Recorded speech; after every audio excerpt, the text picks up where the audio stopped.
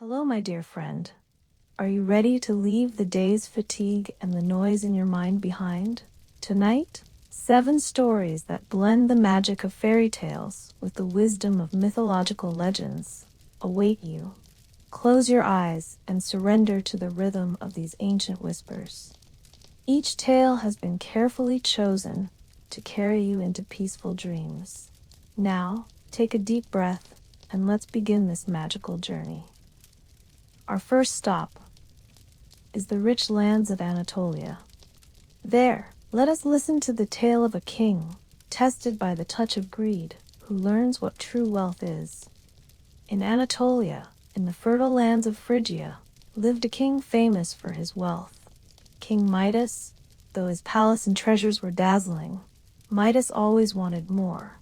One day, the wise companion of the wine god Dionysus, the satyr Silenus, passed out in Midas's famous rose garden. King Midas's men found him and brought him before the king. Midas showed great respect to his divine guest, hosting him in his palace for 10 days and 10 nights and offering him the finest hospitality. Greatly impressed by Midas's hospitality, Dionysus said he would grant the king one wish. Without a moment's thought, Midas said, "Let everything I touch turn to gold." His wish was granted instantly. The king, overjoyed, touched the objects around him, a branch, a stone, even the doors of his palace, turned into shimmering gold. But this joy was short-lived. At dinner, the bread he brought to his mouth and the water he wished to drink also turned to gold. Terrified by hunger and thirst, Midas embraced his most precious treasure, his daughter, and she too turned into a golden statue. Realizing his mistake, his heart filled with sorrow, Midas begged the god Dionysus to take back this curse. Pitying his remorse, Dionysus told the king to wash in the Pactolus River. Midas ran to the river and bathed. In that moment, the golden touch flowed from his body and mixed with the sands of the river. His daughter, and everything he had touched, returned to their original form. From that day on, gold flecks sparkle in the sands of the Pactolus River. And King Midas understood that true wealth is being with one's loved ones and being happy with what one has. He returned to his palace, a wiser and more peaceful king. As the glimmer of gold fades from our eyelids, let us now travel, with the cool winds of the north, to the green gardens of Asgard.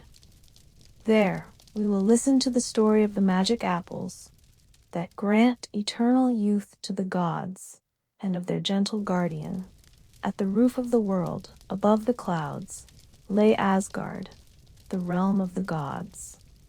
In the heart of Asgard, there was a magical garden, unlike any other.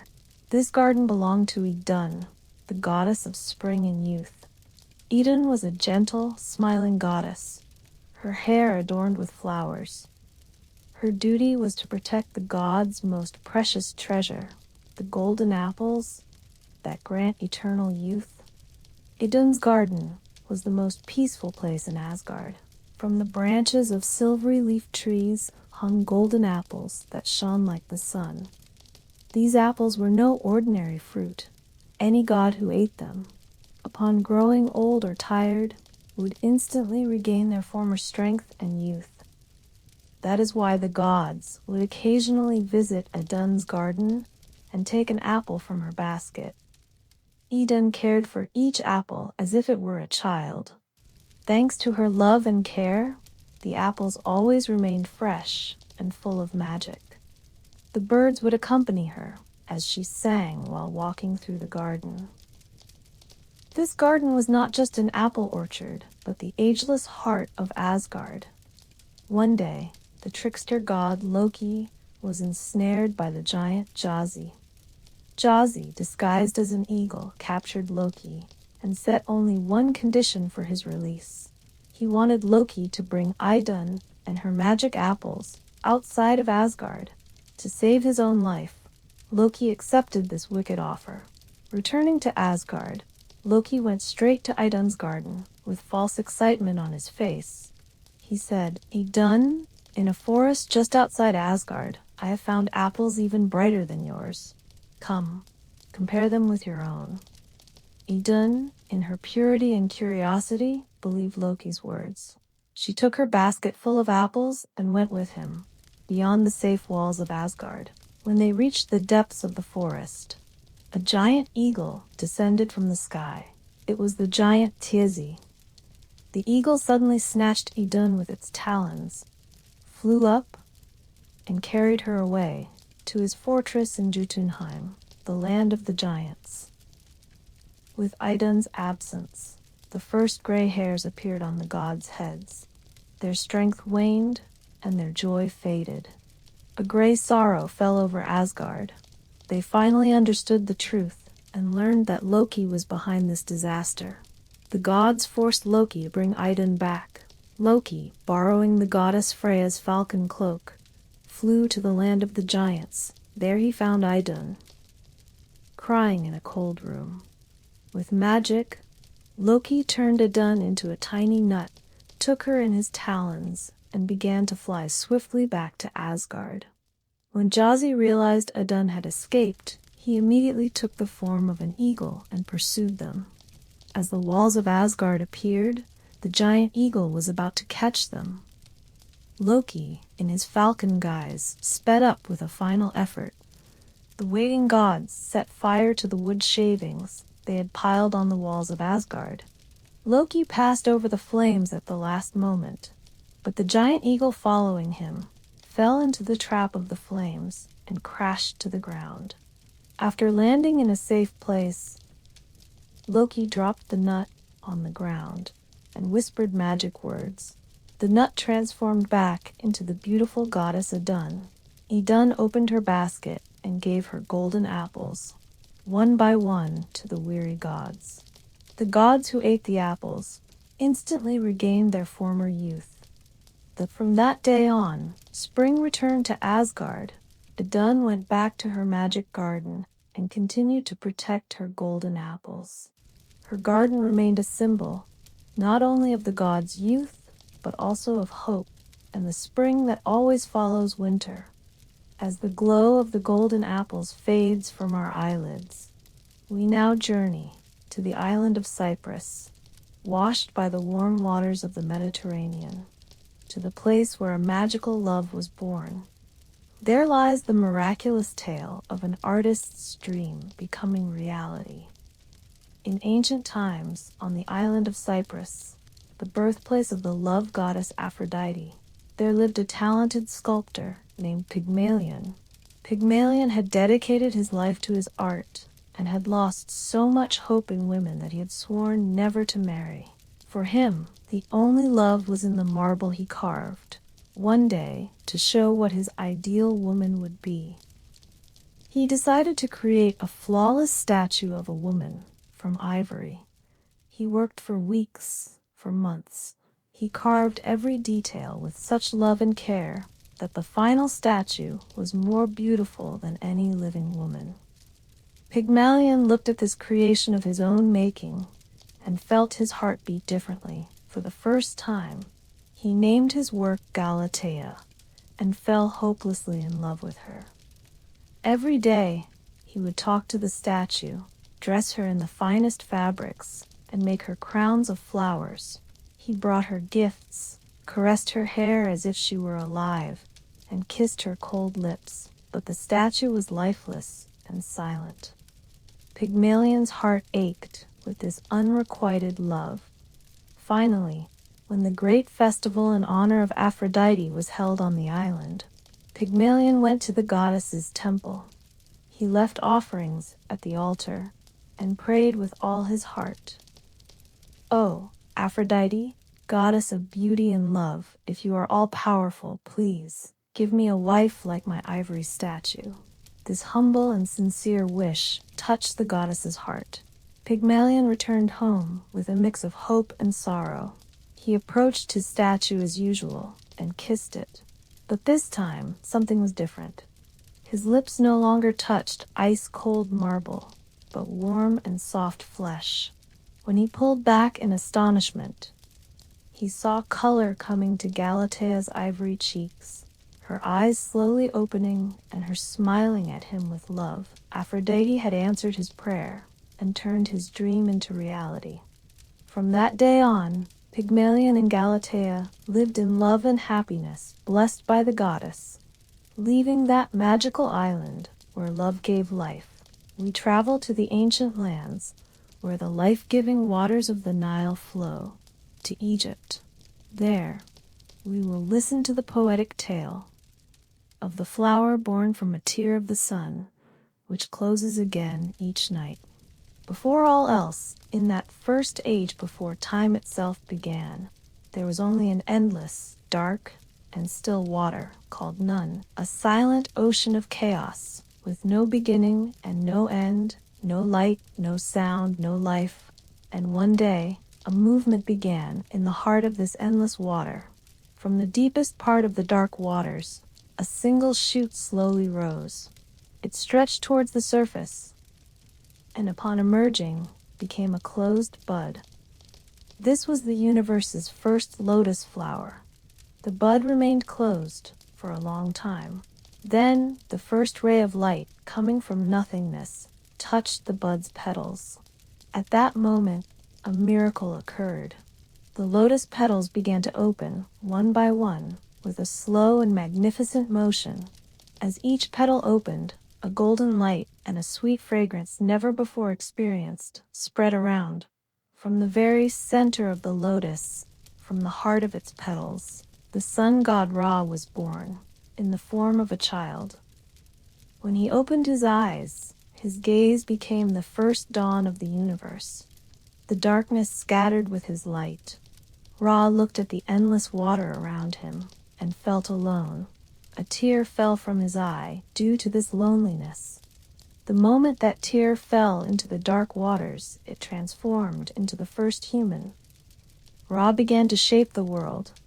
He created the sky and the earth, the other gods, animals, and plants. But every evening when he grew tired, he returned to the sacred lotus flower from which he was born. The lotus petals would close over him as he slept, protecting him from the darkness of the night. And every morning, with the first light of the sun, the lotus would open again, and Ra would begin his journey to illuminate the world. That is why the lotus flower became the symbol of rebirth, creation, and the sun in the lands of Egypt.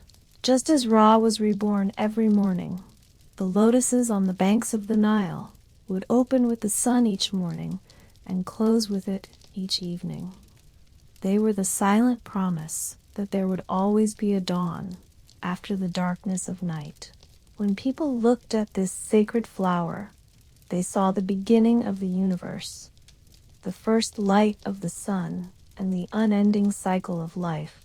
For they knew that if such a pure flower could emerge from the muddiest of waters, then hope could be born, even after the darkest of times. And even today, every lotus that sways on the Nile River whispers that first tale from thousands of years ago. When you close your eyes, you can imagine that first lotus slowly opening, a golden light spreading from within, and the peace of the universe's first morning. With the calm beauty of the lotus flower in our minds, we now journey to the vast lands of America to listen to the whispers of the wind. There, the story of a magical web that protects sleeping children from bad dreams awaits us. For the Ojibwe people, who lived in the vast lands of North America, the night air was filled not only with stars, but also with dreams. Both good dreams and bad dreams drifted along with the night breeze. The protector of the Ojibwe people was a wise and compassionate spirit named Asibikashi. They called her the Spider Woman. Asibikashi especially loved children and would watch over their cradles every night, protecting them from bad dreams. But over time, the Ojibwe people grew and spread to the four corners of the land. Asibikashi could no longer visit every child, one by one, her heart filled with worry. For the distant children she could not protect. She had to find a way to protect them, even from afar. Sitting under a willow tree, illuminated by the moonlight, an idea came to her. Like the webs she wove herself, she would weave magical webs and teach this to the mothers and grandmothers. That way, they too could make these protective talismans for their own children. Asabikashi took a flexible willow branch and bent it into a circle, symbolizing the circle of life. Then, with a thin thread made from plant fibers, she began to weave a pattern inside the hoop, like a spider's web. Into each knot, she whispered her protective prayers. She left a small hole in the very center of the web. Finally, she hung sacred eagle feathers and beads from the bottom of the web. The first dream catcher was ready. Asibikashi told her people its secret. "Hang this magical web," she said, "at the head of a sleeping child's bed. When night comes, all the dreams floating in the air will be drawn to this web.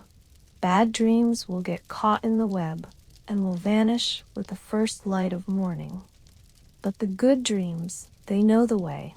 They will slip through the hole in the center of the web and slide down the feathers below, descending as peace into the sleeper's mind." From that day on, Ojibwe women, adding their love and good wishes, prepared these protective talismans for their children. Dream catchers became a symbol of the spider woman's compassion, the mother's love, and the wisdom of the ancestors. Now imagine a dream catcher hanging by your bedside. The day's stress and worries come and get caught in this web, like bad dreams. Peaceful thoughts and beautiful hopes, like good dreams, filter through the hole in the center of the web. They gently slide down the feathers and land on your forehead. Your mind calms, your heart fills with peace, and you drift into a safe sleep.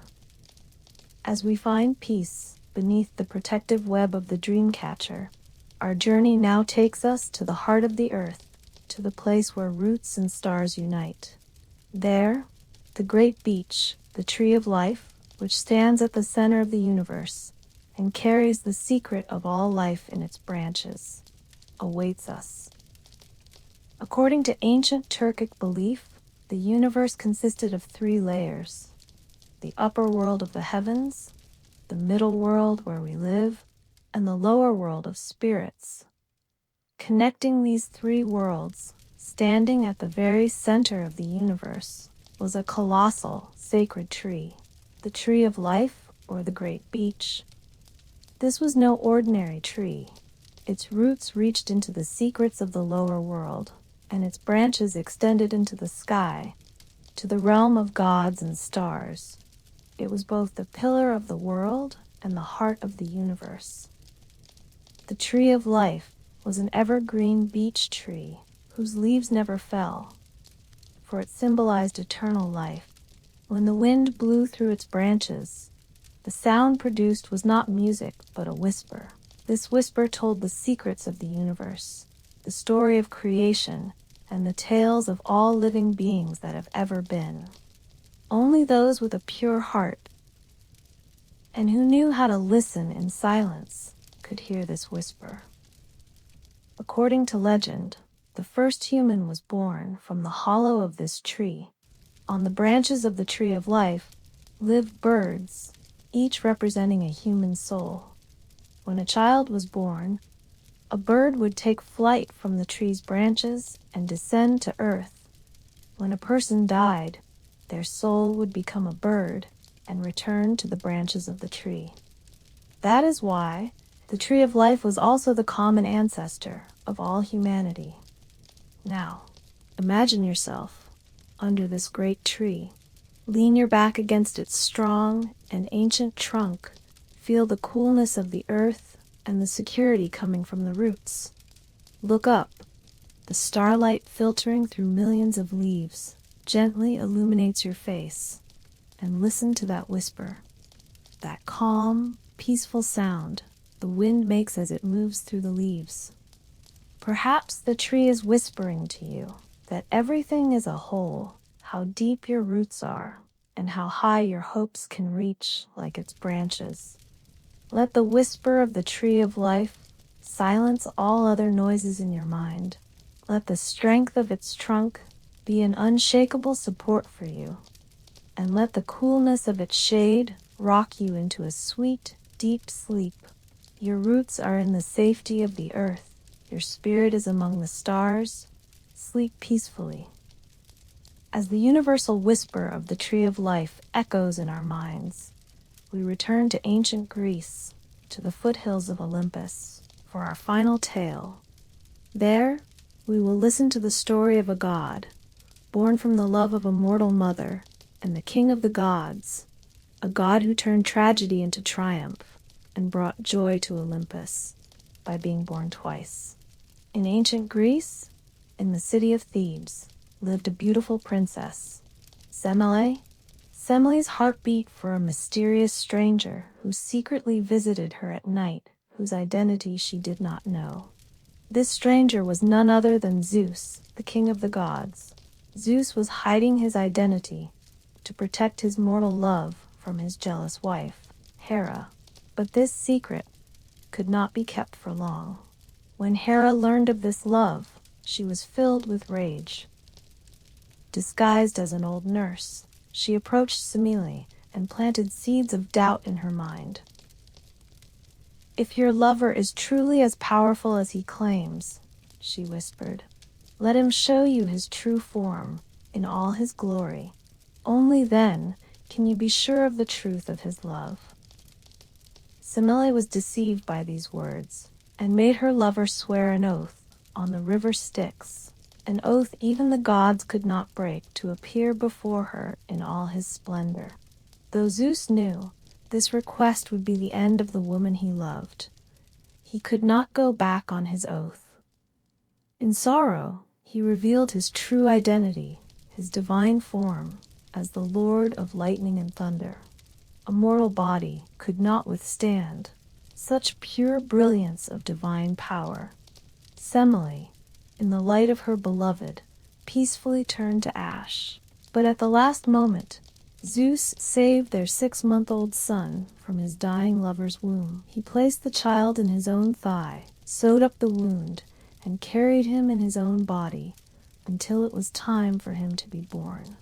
When the time came, this child, born a second time from the thigh of Zeus, was Dionysus, the twice-born god. To protect his son from Hera's wrath, Zeus entrusted him to the forest nymphs of Mount Nysa. Dionysus grew up in this magical forest, amidst the ivy, wild animals, and the ecstasy of nature. There he discovered the secret of the grape, and from it made the joy-giving wine. When he grew up, he traveled the world, teaching humans agriculture, theater, and the joy of life. But he always felt something was missing, the mother he never knew. He descended into the underworld to save his mother, rescued her from the clutches of death, and brought her to Olympus. His mother Semele attained immortality among the gods under the name Thyone. After this final task, Dionysus took his place on Olympus and was accepted as the 12th god.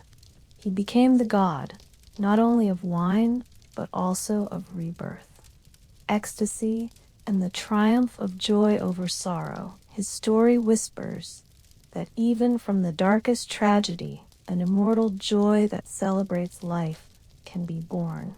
And so we have come to the end of our 7 mythological tales. Each story has been planted as a dream seed in the depths of your mind. Let these seeds grow throughout your night and carry you to star-filled skies, to miracles born of ivory, and to magical gardens where eternal springs reside. I hope you enjoyed this fairy tale journey. If you would like more stories to carry you into the realm of dreams, don't forget to like this video and subscribe to our channel for new tales. Now, Allow all the thoughts in your mind to drift away, one by one. Your body grows heavy, your breath slows. With the magic of all these stories, it is time to drift into sweet dreams. Good night and sweet dreams.